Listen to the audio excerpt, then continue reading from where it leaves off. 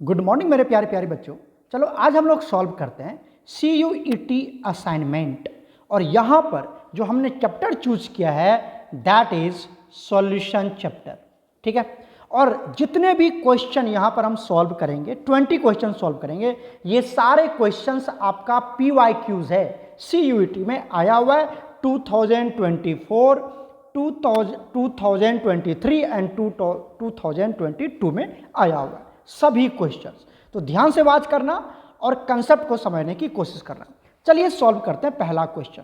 पहला क्वेश्चन क्या कहता है, arrange the following in decreasing order of number of molecules contained in. मतलब नंबर ऑफ मॉलिक्यूल्स के डिक्रीजिंग ऑर्डर के बेसिस पर अरेंज करना है। ठीक है सर, क्वेश्चन क्या दिया हुआ है गौर से देखिए। 16 ग्राम O2, 16 ग्राम CO2, 16 ग्राम CO और 16 ग्राम H2। ठीक है, और ये क्वेश्चन 2024 में आया हुआ है। ठीक है, तो देखिए यहां पर जो कंसेप्ट लगेगा वो कंसेप्ट क्या है, ध्यान समझिएगा। Greater the number of moles, greater the number of moles, ठीक है, greater will be, greater will be, greater will be particles, greater will be particles. जितना ज़्यादा नंबर ऑफ मोल्स होगा उतना ज़्यादा उसके अंदर क्या होगा, पार्टिकल्स होगा। Greater the number of moles greater will be particles. अब पार्टिकल्स का मतलब सर, ये जो पार्टिकल है ना बच्चा, ये आपका एटम भी हो सकता है और मॉलिक्यूल भी हो सकता है, राइट। मॉलिक्यूल्स भी हो सकता है और आयंस भी हो सकता है। ठीक है, ये आयंस भी हो सकता है। तो एटम भी हो सकता है, मॉलिक्यूल भी हो सकता है, आयंस भी हो सकता है। अब हमें किससे काम है, मॉलिक्यूल से काम है। ठीक है, अब बात आती सर कि number of moles. Number of moles, सबसे पहले आपको नंबर ऑफ मोल्स निकालना पड़ेगा। अगर नंबर ऑफ मोल्स जिसका जितना ज़्यादा उसमें पार्टिकल्स उतना ज़्यादा, राइट। तो चलिए बात कर लेते हैं नंबर ऑफ मोल्स। बताइए तो नंबर ऑफ मोल्स को आंसर नोट करते हैं और कैसे निकालते हैं, given mass upon molar mass. यही तो निकालते हैं आप, number of moles equal to given mass upon molar mass. ठीक है सर, जरा इस क्वेश्चन को ध्यान से देखिए। आप इस क्वेश्चन को जब ध्यान से देखेंगे तो यहाँ पर सारे ऑप्शन में 16 ग्राम, 16 ग्राम, 16 ग्राम, मतलब ये जो गिवन मास है 16 ग्राम ये दिया हुआ है सर। तो गिवन मास में तो कोई फर्क पड़ने वाला नहीं है, मतलब गिवन मास कितना दिया हुआ है, 16। ठीक है सर, ये हर केस में होगा 16 ग्राम। बात करते हैं मोलिकुलर मास। जो मोलर मास है, जिसका मोलर मास जितना कम होगा, जिसका मोलर मास जितना कम होगा उसका नंबर ऑफ मोल्स उतना ज़्यादा होगा। बात सही है ना। तो मोलर मास किसका कम होगा बताइए तो, आप समझदार बच्चे। जैसे बात कर लेते हैं हम H2, ऑप्शन डी में देखिए H2। तो H2 का मोलर मास कितना होगा बताइए, H2 का मोलर मास कितना होगा, 2, क्योंकि एक हाइड्रोजन का मास 1 होता है, तो 2 हाइड्रोजन का मास 2। CO का मोलर मास बताओ कितना होगा, कार्बन का मास 12 और ऑक्सीजन का मास 16, कितना हो गया 28। यहाँ पर कितना हो गया 2, लिख देता हूँ मैं। यहाँ पर CO2 के केस में बताओ CO2 कितना होगा, कार्बन का मास 12, ऑक्सीजन का मास 16, 16 दूना 32, कितना हो गया 32 12 44, 44 ग्राम, राइट। आ जाओ यहाँ पर ऑक्सीजन का मास कितना होगा 32। कहता है डिक्रीजिंग ऑर्डर में सजाने के लिए, डिक्रीजिंग ऑर्डर मतलब सबसे पहले जिसमें मॉलिक्यूल ज़्यादा होगा, जिसमें मॉलिक्यूल ज़्यादा होगा, किसमें मॉलिक्यूल ज़्यादा होगा, जिसका नंबर ऑफ मोल्स ज़्यादा होगा। और किसमें नंबर ऑफ मोल्स ज़्यादा होगा, जिसका मोलिकुलर मास कम होगा। तो किसका मोलिकुलर मास कम है, हाइड्रोजन का, हाइड्रोजन। तो हाइड्रोजन कौन सा ऑप्शन है, डी। तो सबसे पहले डिक्रीजिंग ऑर्डर ना, तो पहले डी आना चाहिए। डी देखो कहाँ पर है, यहाँ पर पहले ए है, यहाँ पर डी है, यहाँ पर बी है, यहाँ पर सी है। तो option 2 is correct, option 2 is correct. Clear है कि नहीं क्लियर है बताओ, क्लियर है। ऑप्शन 2 डी में H2 वाला केस है ना, 16 ग्राम ऑफ H2। तो इसमें नंबर ऑफ मोल्स ज्यादा होगा, नंबर ऑफ मोल्स ज्यादा होगा तो मॉलिक्यूल ज्यादा होगा, और डिक्रीजिंग ऑर्डर है तो सबसे पहले H2 को ही लेंगे। क्लियर हो गया। चलते हैं सेकंड क्वेश्चन पर। सेकंड क्वेश्चन देखिए, अ मॉलिक्यूल X एसोसिएट्स, वो ऐड हो रहा है to given a solvent as per the following equation. Equation दिया हुआ है X, यहां पर गलती लिखा हुआ है, यहां पर क्या आएगा, सेकेंड सॉल्व कर रहा हूं मैं, यहां पर आएगा NX। ठीक है, X बड़ा ले लो, यहां पर बड़ा लिखा था X, और ये इस तरह से क्योंकि वीक इलेक्ट्रोलाइट्स है, यहां पर क्या होगा X और ये आ जाएगा N। मतलब ये एसोसिएशन का केस है। किसका केस है, एसोसिएशन का केस है। ठीक है, अब यहां पर कहता है for the given expression x the van't factor was to be 0.8। अच्छा सर, आई का वैल्यू कितना दिया हुआ है इसके लिए? 0.8 दिया हुआ है। And mole fraction associated to was 0.3। अच्छा 0.3 क्या है? फ्रैक्शन, सॉरी मोल फ्रैक्शन पढ़ दिया मैंने, फ्रैक्शन है, मतलब ये अल्फा की वैल्यू है, अल्फा फ्रैक्शन। अरे वही तो होता है नंबर ऑफ मोल्स डिसोसिएट, है ना, इन 1 मोल। 1 मोल से कितना डिसोसिएट हुआ उसी को तो बोलते हैं अल्फा, डिग्री ऑफ डिसोसिएशन। ये कितना दिया हुआ है? आपको दिया हुआ है 0.3। कितना दिया हुआ है? 0.3। अब ये केस किसका है बताओ तो, तुम समझदार बच्चों, अभी ये देखने से क्या पता चलता है, और वहां लिखा भी है ये एसोसिएशन का केस है। किसका केस है? एसोसिएशन का केस है। एसोसिएशन के केस में वेंटा फैक्टर निकालने का फॉर्मूला क्या है? फॉर्मूला बेस्ट क्वेश्चन है, I equal to 1 minus alpha plus alpha upon n, alpha upon n. तो यहां पर आपसे पूछ रहा है बच्चा कि वैल्यू ऑफ एन क्या होगा, एन का, ये एन की वैल्यू पूछ रहा है। ठीक है, तो बताओ आई का वैल्यू कितना दिया, वैल्यू पुट कर दो। अब क्या दिक्कत है? आई का value 0.8 is equal to 1 minus alpha, alpha का वैल्यू 0.3 प्लस अल्फा का वैल्यू फिर से 0.3 divided by n. Am I right?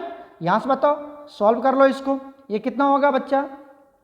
0.8 is equal to, इसको सॉल्व करो, कितना हो जाएगा? 0.7 आ जाएगा, 1 माइनस ये 0.7 प्लस 0.3 अपॉन एन। क्लियर है? यहां से जब आप एन कैलकुलेट करेंगे, अच्छा कर लोगे ना, इस 0.7 को इधर लेके आ जाओ, इधर लेके आ जाओ, क्या लिखोगे? कर ही देता हूं मैं, 0.1 माइनस हो जाएगा इक्वल टू 0.3 अपॉन एन, और यहां से एन की वैल्यू कितना हो जाएगा? 3 हो जाएगा। कैलकुलेट कर लोगे क्रॉस मल्टीप्लाई से, तो एन की वैल्यू 3, तो option B is correct. Clear है? तो फॉर्मूला बेस्ड क्वेश्चन था, एसोसिएशन का क्वेश्चन था, और एसोसिएशन के केस में आपको ये फॉर्मूला याद रखना चाहिए कि I equal to 1 minus alpha plus alpha upon n. तो यहां से वैल्यू आप आराम से निकाल सकते हैं। ये क्वेश्चन 2024 में पूछा गया है बच्चा CUET में, राइट? चलते हैं next question. Question number 3, camphor. Camphor क्या होता है? सॉलिड होता है ना, याद है ना? कैम्फोर, कपूर जिससे हम पूजा करते हैं। Camphor in nitrogen gas is a type of solution. Camphor क्या है बोलो? कैम्फोर सॉलिड है, और नाइट्रोजन गैस क्या है? गैस है। तो ऑप्शन बी इज करेक्ट। पता चला कि नहीं चला? चला पता? तो गैस, सॉलिड इन गैस, इसका एग्जांपल, तो ऑप्शन बी इज करेक्ट। ये भी 2024 का क्वेश्चन, देखो कितना इजी क्वेश्चन है। चलते हैं क्वेश्चन नंबर 4 पर।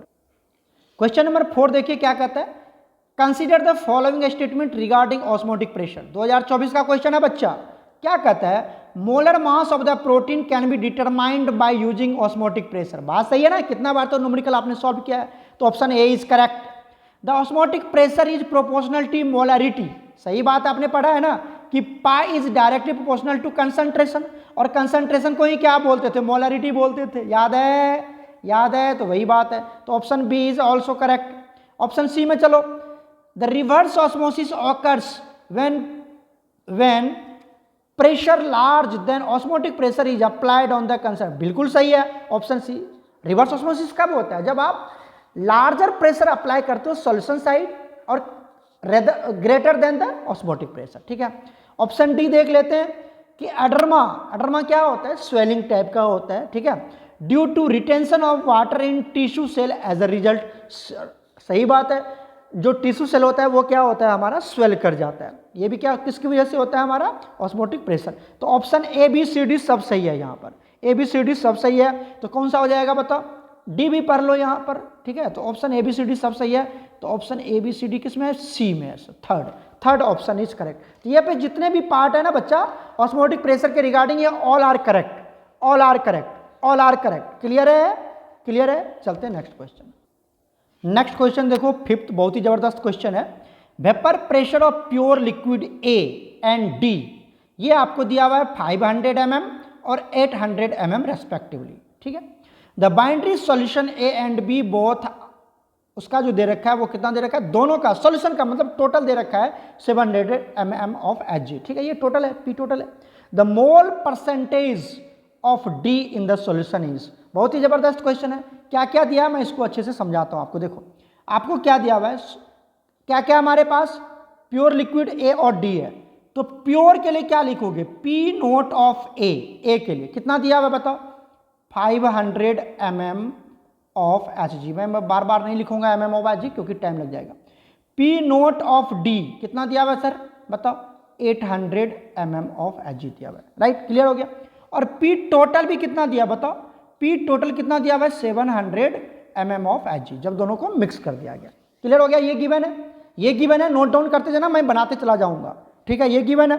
उसके बाद हम क्या जानते हैं, आप जानते हैं कि पी ए अगर मैं निकालूं, वेपर प्रेशर ऑफ ए क्या होता है, p naught of a into mole fraction of a, यही होता है ना सर। उसी तरह से अगर मैं निकालूं पी डी, क्या निकालोगे, P naught of D into mole fraction of D, ये होता है ना बच्चा, ये तो होता है फॉर रॉल्स लॉ के थ्रू पढ़ाया गया आपको, क्लियर है यहाँ तक। चलिए अब यहाँ से हम वैल्यू कैलकुलेट करते, देखो अब हम करते क्या है यहाँ से कि ये जो हमारा d है, इसको दो ही है ना, x of a plus x of d, दोनों मोल फ्रैक्शन का वैल्यू कितना होता है, 1 होता है ना, आपको पता है ये होता है। मोल fraction of a plus mole fraction of b कितना होता है, 1। तो अगर मैं यहाँ से मोल फ्रैक्शन ऑफ a निकालूं तो क्या लिखूंगा, 1 minus mole fraction of d, लिख सकते कि नहीं लिख सकते, तो याद रखिएगा, इसको यूज करेंगे, हम यूज करेंगे, ठीक है। चलो आ जाओ यहाँ से हम निकाल लेते हैं पी टोटल। पी टोटल का वैल्यू क्या होगा बताओ, p a plus p d, अरे बच्चा vapour pressure of solute plus vapour pressure of solvent, मतलब p a plus p d, यही लिखोगे ना। बताओ पी ए की जगह पर क्या लिखूं, बोलो बोलो बोलो, पी ए की जगह पर अभी तो लिखा था मैंने, यही है, इधर देखो इधर, p naught of a into x a, तो क्या लिखते हैं यहाँ पर, p naught of a into x a, clear हो गया, ये पी ए के लिए लिखा, प्लस पी डी के लिए क्या लिखूं बताओ, पी डी के लिए क्या लिखूं, यहाँ से क्या लिखेंगे, P naught of D into mole fraction of D, ये लिखेंगे ना, यहाँ तक क्लियर है। ये हमने लिख दिया पी टोटल, क्या लिख दिया बच्चा, पी टोटल लिख दिया। अरे बच्चा पी ए देख रहा है आपको, ये जो पी ए है इसका वैल्यू हमने ये पुट कर दिया, ठीक है, पी डी ये जो है इसका वैल्यू हमने ये पुट कर दिया, क्या टेंशन है इसमें, पढ़ रखे हैं आप। आइए यहाँ से निकालते हैं हम पी टोटल। पी टोटल क्या निकालोगे बताओ, p naught of a into mole fraction of a. एक काम करते हैं, ये जो एक्स डी है इसको भी हम किस में, ए में ही कन्वर्ट कर लेते हैं, तो प्लस क्या लिखेंगे बताओ, पी नोट डी इंटू क्या लिखोगे, 1 minus mole fraction of A. Clear है कि नहीं क्लियर है, पता चला आपको। ये देखो इधर, ये देखो, ये जो पार्ट है एक्स डी जो पार्ट है इसके लिए हमने लिखा है 1 माइनस एक्स ए। अरे बच्चा यहाँ तो बताया था x a equal to 1 minus x d, या x d equal to 1 minus x a. Clear है ना, ये इधर चला जाएगा, क्लियर है, कर लोगे इस तरह से, तो वही मैंने पुट कर दिया यहाँ पर। तो सारे टर्म हमारा एक्स ए में आ चुका है, ये भी एक्स ए हो चुका है और ये भी एक्स ए आ चुका है, इसलिए हमने कन्वर्ट किया। कोई टेंशन, बोल दो जल्दी से, यहाँ तक किसी बच्चे को कोई टेंशन है, आगे बढ़ा जाए। चलो बताओ यहाँ से पी टोटल, फिर से लिखते हैं हम पी टोटल इक्वल टू क्या लिखोगे तुम, यहाँ से पी ए और पी डी को क्या करते हैं हम, पहले लिख लो यहाँ से p naught of a into x a, ठीक है, ये इसके लिए लिख दिया हमने, प्लस अब इसको एक बार इससे मल्टीप्लाई करो, इससे एक बार इससे मल्टीप्लाई करो, रॉल्स लॉ पढ़ाया गया ना आपको, पता ही होगा ये सारी कहानियाँ। तो क्या लिखोगे, p naught d minus p naught d into x a. Clear हो गया यहाँ से क्लियर है, कोई दिक्कत। यहाँ से सॉल्व कर लो, लिखते हैं हम पी टोटल, मैं सीधा लिख रहा हूँ क्योंकि मैंने ऑलरेडी सॉल्व कर रखा है, मैं आपको क्लियर बता दूँ। तो पी टोटल का वैल्यू क्या हो जाएगा बच्चा, यहाँ से p naught of A minus p naught of D, ये मैंने ले लिया, इसको कॉमन ले लिया, ठीक है, इनटू क्या हो जाएगा एक्स ए हमने इसमें भी है और एक्स ए इसके साथ भी है। तो यहाँ से ये पी नोट ए और यहाँ से माइनस पी नोट डी, इसको हमने सीधा यहाँ पे कॉमन ले लिया, राइट, प्लस क्या हो जाएगा बताओ, पी नोट डी। क्लियर हो गया। अब वैल्यू पुट कर लो, पी टोटल का वैल्यू कितना है, अरे बोलो बोलो 700, टोटल वैल्यू याद है ना आपको 700, इक्वल टू पी नोट ए का वैल्यू कितना है 500 माइनस पी नोट ए 800, दिया हुआ है सारा वैल्यू, एक्स ए तो हमें नहीं पता, तो यहाँ पर एक्स ए लिख देंगे, ठीक है, प्लस पी नोट डी कितना है ये 800, राइट। क्लियर हो गया, यहाँ तक वैल्यू पुट कर दिया बच्चा, सब दिया हुआ है। यहाँ से एक्स ए अपन कैलकुलेट कर लेंगे, राइट। तो आइए यहाँ से मैं सीधा लिख दूँ, यहाँ से जब आप एक्स ए कैलकुलेट करोगे, एक्स ए कैलकुलेट करोगे तो ये वैल्यू आ जाएगा 0.33। अब मैं तुम पे छोड़ रहा हूँ, ये कैलकुलेट कर लेना। एक्स ए का वैल्यू आ जाएगा 0.33, ठीक है। अब जब एक्स ए इतना आ गया तो बताओ एक्स डी कितना आ जाएगा, एक्स डी का वैल्यू कितना होगा 1 माइनस एक्स ए ना, तो कितना हो जाएगा ये बताओ 1 माइनस 0.33, कितना आ गया वैल्यू 0.66। तो ये हो गया एक्स डी का वैल्यू, ये हो गया एक्स डी का वैल्यू। तो एक्स डी मतलब मोल फ्रैक्शन ऑफ डी, समझ रहे हो।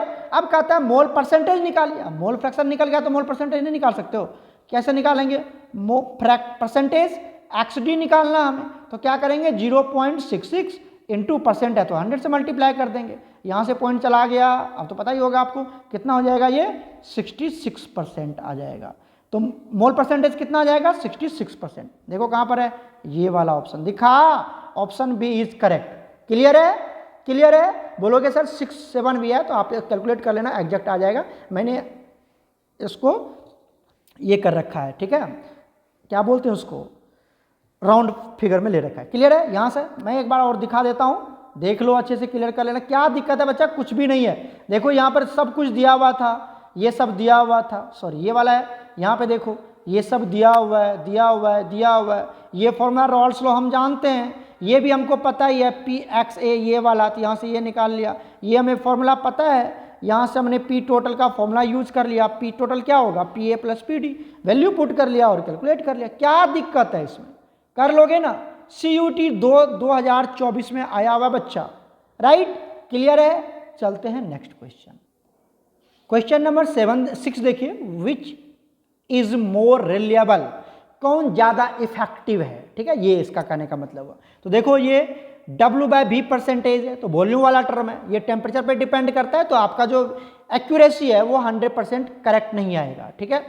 तो और जो मोलरिटी है, यहाँ पर भी number of moles divided by volume आता है, स्ट्रेंथ यहाँ पर भी मास बाय वॉल्यूम आता है, ठीक है। तो ये भी क्या होता है, ये हमारा वॉल्यूम वाला टर्म है। तो स्ट्रेंथ, मोलरिटी और ये W/V परसेंटेज, ये सब वॉल्यूम वाला टर्म है, टेम्परेचर डिपेंडेंट टर्म है। तो आपका जो कैलकुलेशन होगा वो 100% एक्यूरेट नहीं होगा। टेम्परेचर चेंज होगा तो वैल्यू भी चेंज हो जाएगा, एक्यूरेसी आपका डिफर हो जाएगा, है ना। तो जो मोलालिटी है, जो मोलालिटी है वो टेम्परेचर डिपेंडेंट नहीं है, क्योंकि n number of moles divided by mass of solvent in KG लेते। तो मास जो है वो भी क्या है, टेम्परेचर इंडिपेंडेंट टर्म है। मास वाला टर्म क्या है, टेम्परेचर इंडिपेंडेंट। तो यहाँ पर क्या आएगा, मोलालिटी। तो बच्चा वाला क्वेश्चन है, कर लेंगे आप, राइट। चलते हैं क्वेश्चन नंबर 7। क्वेश्चन नंबर 7 जो है बच्चा वो 2023 में आया हुआ है, ठीक है। कहता है K2SO4, ये लिस्ट 1 और लिस्ट 2 को क्या करना है, मैच करना है, ठीक है। अब देखिए सबसे पहला पार्ट देखिए, हम सॉल्व करते हैं, नीचे से ही सॉल्व करता हूं मैं। क्या दिया हुआ है यहाँ पर, K2HgI4, ये ऐसे लिखा हुआ है, K2 और ये बिग ब्रैकेट में Hg और यहाँ पर I4, ये मिस प्रिंट है, ठीक है, ये कॉम्प्लेक्स कंपाउंड है। कहता है 40% डिसोसिएशन। अच्छा, कितनी डिसोसिएशन हो रही है इसकी, 40% डिसोसिएशन हो रहा है, राइट। अब आप एक बात देखो, ये डिसोसिएशन का केस है, किसका केस है, डिसोसिएशन। तो डिसोसिएशन के केस में बताओ, वेंटा फैक्टर I का फॉर्मूला क्या होता है, 1 minus alpha plus n alpha, याद है। ये डिसोसिएशन का केस है, क्या होता है, 1 minus alpha plus n alpha, ये याद करना पड़ेगा, फॉर्मूला बेस्ड क्वेश्चन है। अब देखो यहाँ पर बच्चा डिसोसिएशन कितनी है, 40%। तो मतलब अल्फा की जो वैल्यू होगी, अल्फा की जो वैल्यू होगी वो कितना होगा बताओ, अल्फा की जो वैल्यू होगी वो 0.4। अगर 40% है तो 0.4, 30% है, अरे 40% मतलब 40/100, 0.4, 30% है तो 30/100, 90% है तो 90/100, 0.9 हो जाएगा। तो 40% है तो अल्फा की वैल्यू कितनी हुई, 0.4। क्लियर है, सारा मैं बता दे रहा हूँ, ऐसे आपको कैलकुलेट करना है, ठीक है। अब K2HgI4 है, जब इसको आप ब्रेक करोगे, इसको जब आप ब्रेक करोगे तो 2 आयन यहां से बनेंगे, 2K प्लस ये बनेंगे, और एक ये जो आप जानते हो बिग ब्रैकेट में जो भी रहता है ये कॉम्प्लेक्स आयन, ये टूटता नहीं है, तो एक ये बनाएगा माइनस में। तो कितने आ गए, 2K प्लस एक ये एन आयन, तो 3 आयन आए। तो एन का वैल्यू कितना आएगा, 3। एन का वैल्यू कितना आएगा, 3। तो यहां से आई पे पुट कर दो, तो आई इक्वल टू कितना होगा, 1 minus 0.4 plus 3 into 0.4, M I right. बताओ यहां से कितना आ गया, आई इक्वल टू कितना आ गया, 1 माइनस 0.4 बताओ 0.6, क्लियर। अरे इसको क्रॉस सॉल्व करोगे 0.6 प्लस ये कितना हो गया 1.2, ये कितना हो गया 1.8 सॉरी 1.8, तो आई का वैल्यू कितना आ गया 1.8। तो देखो डी में 1.8 कहाँ है, डी का 1.8 हो जाएगा, डी का 1.8 मतलब डी का 2 हो जाएगा, डी का 2 कहाँ है, देखो यहाँ पर भी है, यहाँ पर भी है ना, सब जगह ये दोनों ऑप्शन तो है ही नहीं, क्लियर। आ जाओ एक और सॉल्व कर लेते हैं, कौन सा, सी में भी 4 है, बी सॉल्व कर लेते हैं, बी आ जाओ। बी में क्या दे रखा है, इधर देखो, इधर पता नहीं चलेगा नहीं तो तुम्हें। बी में देखो क्या दे रखा है, K3FeCN6, ठीक है, क्या दे रखा है K3FeCN होल 6, पढ़े होगे कॉम्प्लेक्स कंपाउंड है। तो जब ये टूटेगा बच्चा तो ये बनाएगा 3K प्लस, क्या बनाएगा 3K प्लस, और ये तो टूटता नहीं तो एक ही आयन बनाएगा, ये एक एनायन बनाएगा माइनस वाला, तो 3 यहाँ और 1 यहाँ, कितना हो गया एन का वैल्यू, बोलो बोलो एन का वैल्यू कितना हो गया 4।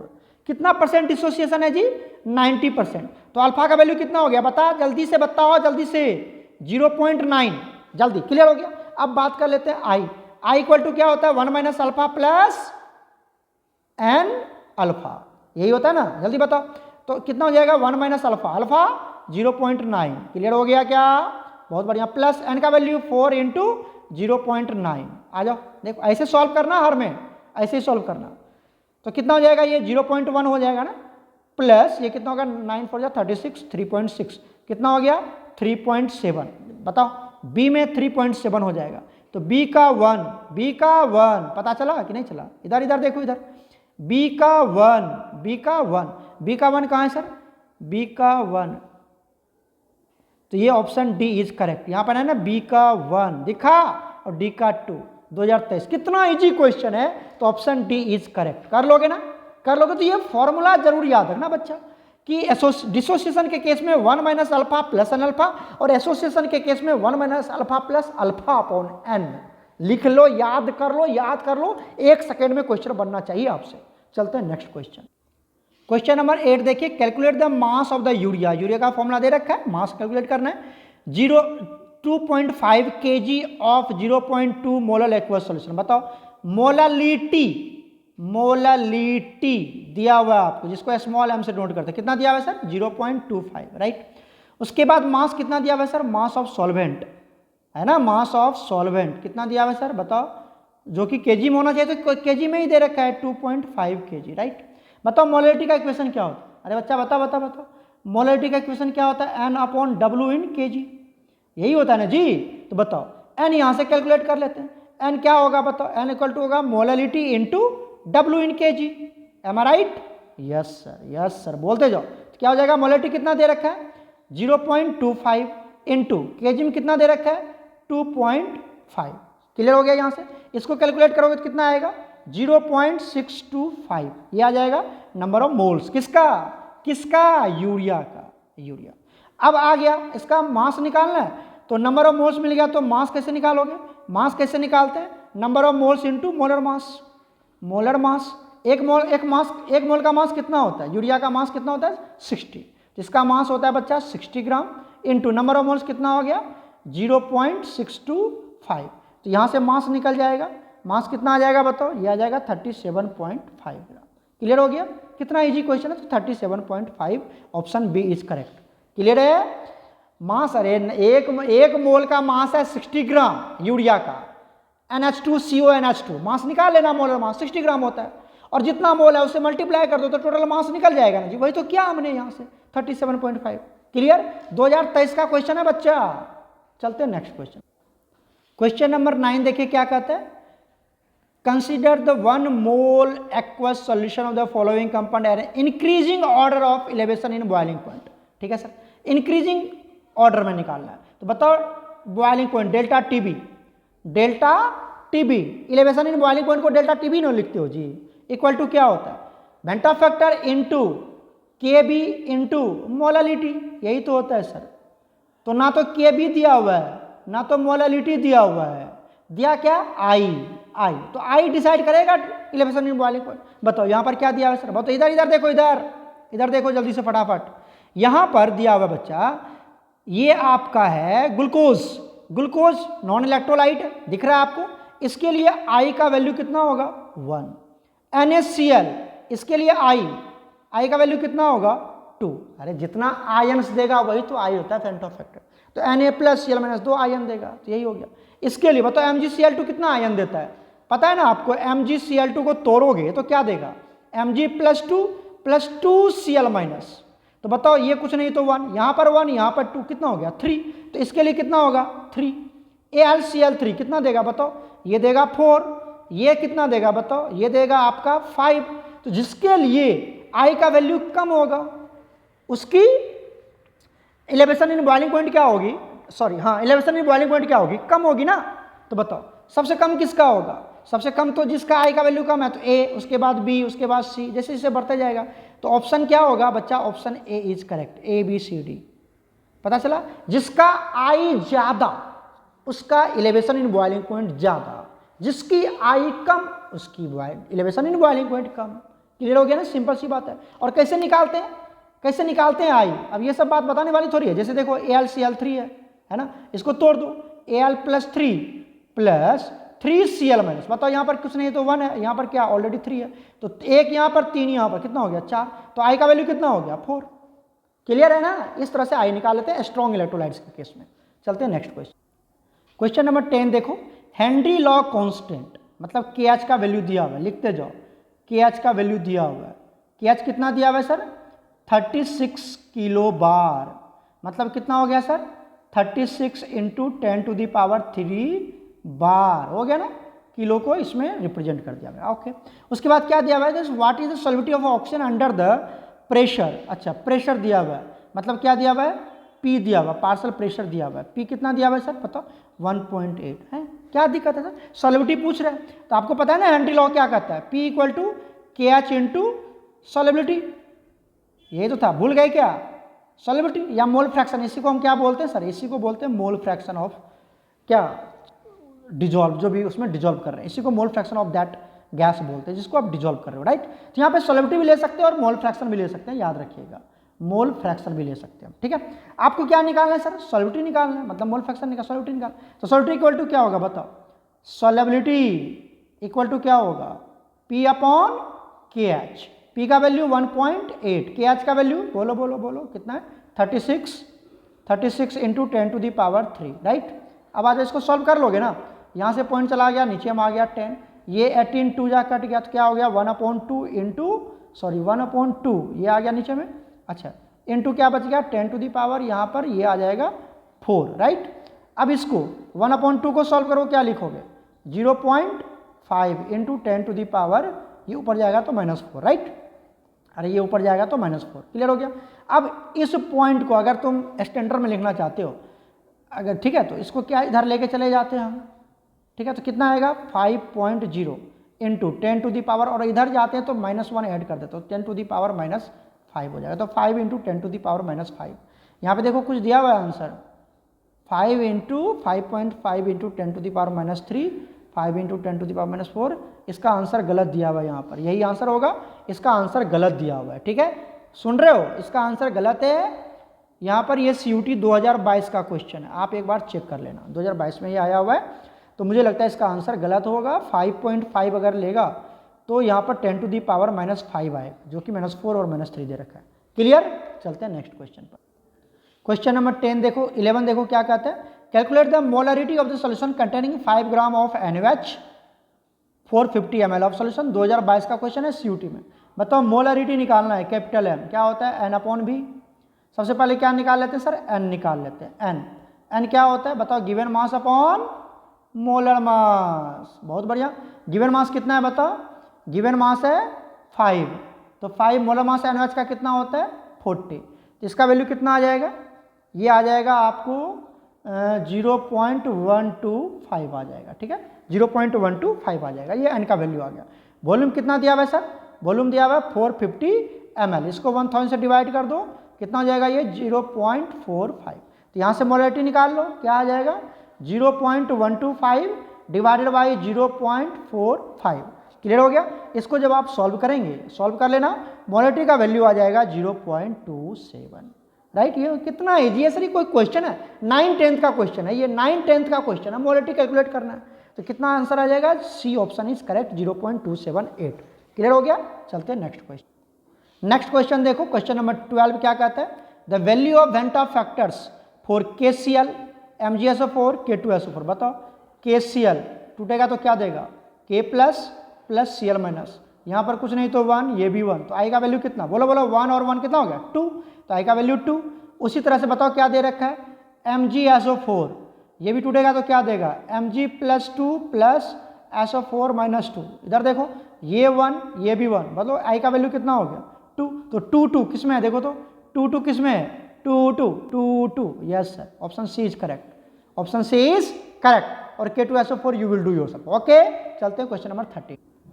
नेक्स्ट क्वेश्चन देखो, क्वेश्चन नंबर 13 क्या कहता है, identify the solution which is nearly ideal in behaviour. B यहाँ पे छूट गया, बिहेवियर होगा, क्या होगा बिहेवियर, बी होगा यहाँ पर, ठीक है।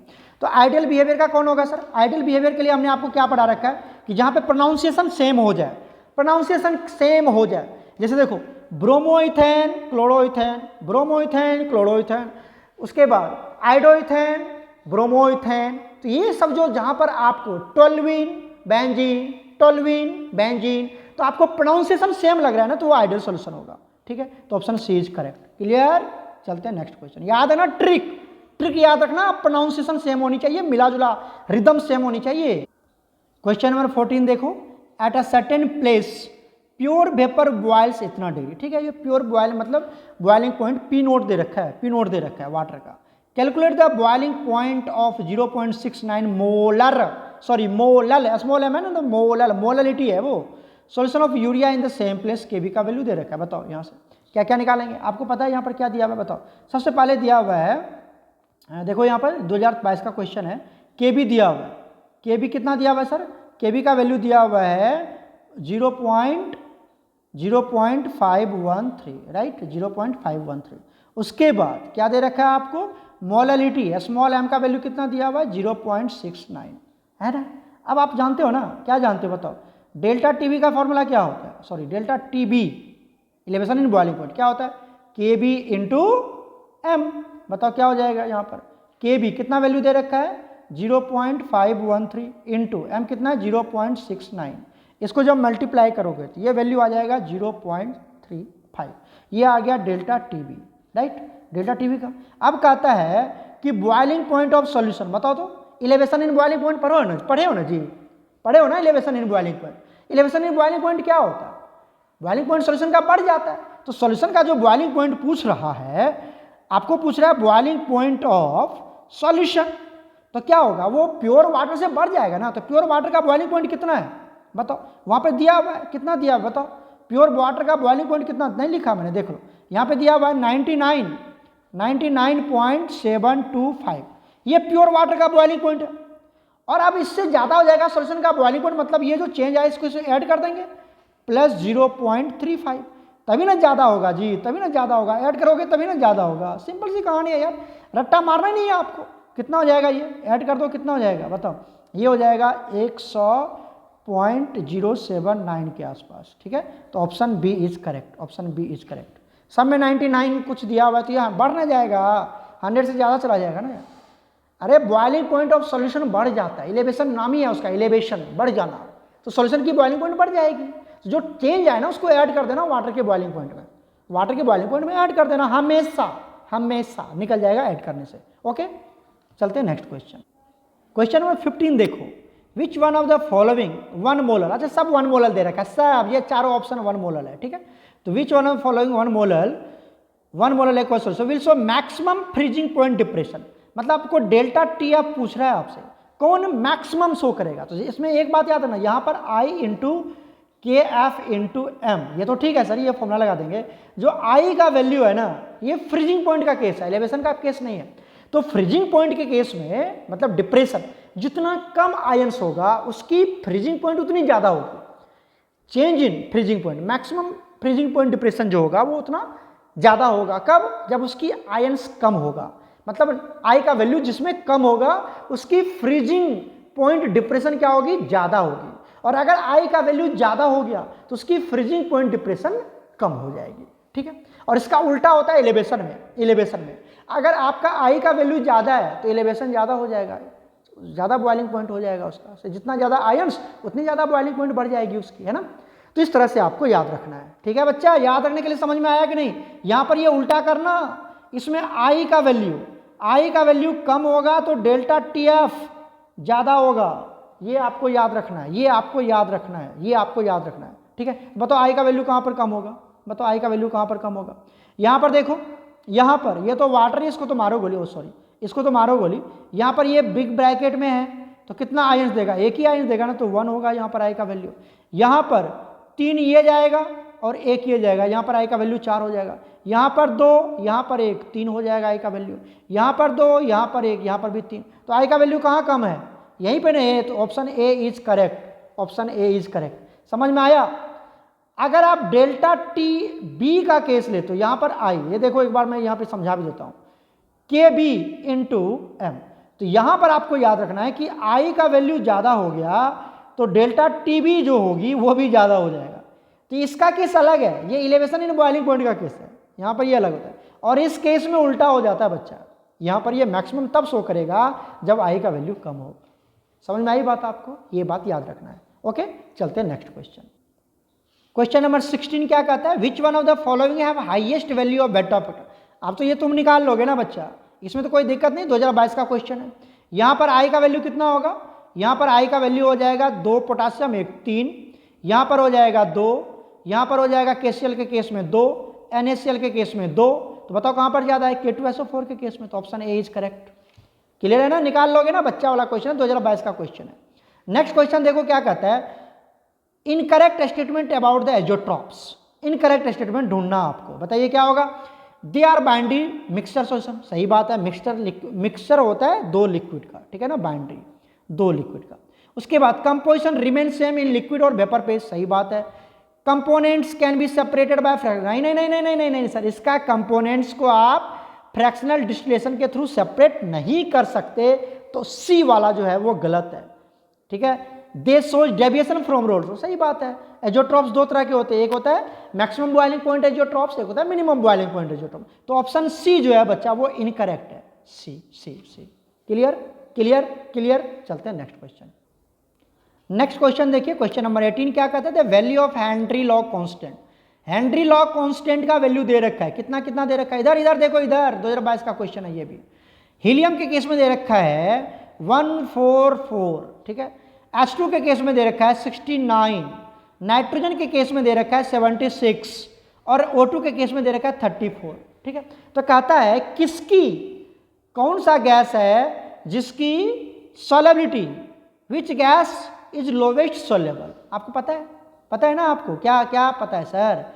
P partial pressure of the gas is equal to KH into solubility of that gas, या mole fraction of that gas होता है ना सर, सॉल्युबिलिटी, राइट। और अगर सॉल्युबिलिटी निकाला जाए यहाँ से, बताइए सॉल्युबिलिटी क्या निकल जाएगा? Solubility is equal to P upon KH, है ना। तो इससे क्या पता चला कि अगर जिसका KH की वैल्यू जितनी ज़्यादा होगी उसकी सॉल्युबिलिटी उतनी कम होगी। पढ़ा रखे सर, पढ़ा रखे। तो बताओ किसका केस होगा? अब तुम समझदार बच्चे हो, जल्दी से लगा ही दो टिक। बताओ, हीलियम होगा ना सर। हीलियम के लिए KH का वैल्यू देखो 144 है, सबसे ज़्यादा है, तो ऑप्शन ए इज करेक्ट। इसकी सॉल्युबिलिटी सबसे कम होगी, है ना। फॉर्मूला बेस्ड क्वेश्चन है बच्चा, ट्रिकी क्वेश्चन है। आपको 1 मिनट में ये क्वेश्चन सॉल्व करना है CUT में, 1 मिनट से भी कम, 45 सेकंड में क्वेश्चन सॉल्व करना होता है, राइट। चलते हैं नेक्स्ट क्वेश्चन। नेक्स्ट क्वेश्चन देखिए, if a solution exhibits positive deviation. कहता है कोई सॉल्यूशन है जो पॉजिटिव डेविएशन शो कर रहा है, ठीक है सर। किससे? रॉल्स लॉ से। पता है रॉल्स लॉ से पॉजिटिव और नेगेटिव डेविएशन होता है। तो कोई सॉल्यूशन पॉजिटिव डेविएशन शो कर रहा है, तो पूछ रहा है डेल्टा H मिक्सिंग और डेल्टा B मिक्सिंग की वैल्यू क्या होगी। ये तो समझदार बच्चे हो तुम, दोनों पॉजिटिव होगा। अगर पॉजिटिव शो कर रहा है तो डेल्टा H भी पॉजिटिव होगा और डेल्टा B भी पॉजिटिव होगा। Option A is correct, option A is correct. Clear है? नेक्स्ट क्वेश्चन देखते हैं। नेक्स्ट क्वेश्चन देखिए, क्वेश्चन नंबर 20। क्वेश्चन नंबर 20 क्या कहता है? लिस्ट 1 लिस्ट 2 को मैच करना है सर। क्या कहता है? Boundary solution. बताओ जल्दी से, बाइंड्री सॉल्यूशन क्या होता है? जिसमें 2 कंपोनेंट्स होते हैं। तो ये वाला पार्ट सही है क्या? सही है क्या? A का 4, A का 4 देखो कहाँ पर है? A का 4 यहाँ पर नहीं है, तो ये कैंसिल। A का 4 यहाँ पर नहीं है, ये दोनों कैंसिल। क्लियर हो गया? A का 4 यहाँ पर भी है, A का 4 यहाँ पर भी। क्लियर है ना? मैं हरे से साइन करता हूँ इसको। देखो A का यहाँ पर भी 4 है, A का 4 यहाँ पर भी। आ जाओ, अब बात कर लेते सर हमारे पास आइसोटोनिक सॉल्यूशन। आइसोटोनिक किसको बोलते हैं? जहां पर ऑस्मोटिक प्रेशर इक्वल हो, दो सॉल्यूशन है, दोनों सॉल्यूशन की ऑस्मोटिक प्रेशर इक्वल हो जाए तो उसको आइसोटोनिक सॉल्यूशन बोलते हैं। तो solution containing, solution having same osmotic pressure, तो B का 2 हो जाएगा। तो B का 2 देखो तो कहां पर है? B का 2 यहां पर भी है, B का 2 यहां पर भी। अच्छा सर यहां पर भी सेम चल रहा है। चलो अब बात कर लेते हैं यहां से किसका? हाइपो। हाइपो मतलब होता है लेस, और हाइपर मतलब होता है ज्यादा। एक होता है हाइपोटोनिक सॉल्यूशन, एक होता है हाइपरटोनिक सॉल्यूशन। हाइपो कहते हैं सर ये बच्चा बहुत हाइपर है सर, इसकी बहुत ज्यादा हाइपर टेंशन में है सर, हाइपर बहुत ज्यादा। तो हाइपो मतलब बहुत कम, लेस, हाइपो मतलब लेस लेस लेस लेस। तो C का 1, C का 1 कहाँ है सर? C का 1, तो option A is correct, option A is correct. Clear हो गया? यहां तक बच्चा हमने 20 क्वेश्चन सॉल्व किया है, 20 क्वेश्चन सॉल्व किया है। अब आप जो 21, 22, 23 है, ये सारे क्वेश्चन CUT में पूछा गया, आप चेक कर सकते हैं, ये पूछा हुआ। अब आपको करना क्या, मैं एक ट्रिक और बता देता हूं। यहां जो मैंने आपको रेड कलर से किया हुआ, ये सभी इसके आंसर हैं, ये सभी इसके आंसर हैं। तो आप इसको बनाने की कोशिश करना। अभी वीडियो थोड़ा लेंथी हो जाएगा। मैंने 20 क्वेश्चन सॉल्व किया है, आप सभी आगे जो 4 क्वेश्चन 5 क्वेश्चन और होगा, ये सब इसको आप खुद बनाने की कोशिश करेंगे। अगर नहीं बनेगा तो आप अपने टीचर से पूछ सकते हैं। ओके, तो आज यहीं पे ड्रॉप करते हैं। सभी बच्चे इस वीडियो को अच्छे से वॉच करना, क्योंकि यहाँ पर सारे PYQs है। 2022 में CUT शुरू हुआ था और 2022 से 2024 तक हमने सारे क्वेश्चन इंक्लूड किया हुआ यहाँ पर। तो आपका एक भी PYQ नहीं छूटने वाला है, तो ध्यान से कवर करना और अपना नोट्स बनाना। CUT में केमिस्ट्री में आपका पूरा में पूरा मार्क्स आएगा, ये मेरा आपको गारंटी वारंटी मैं देता हूँ आपको। ठीक है, ओके बच्चा, गॉड ब्लेस यू ऑल।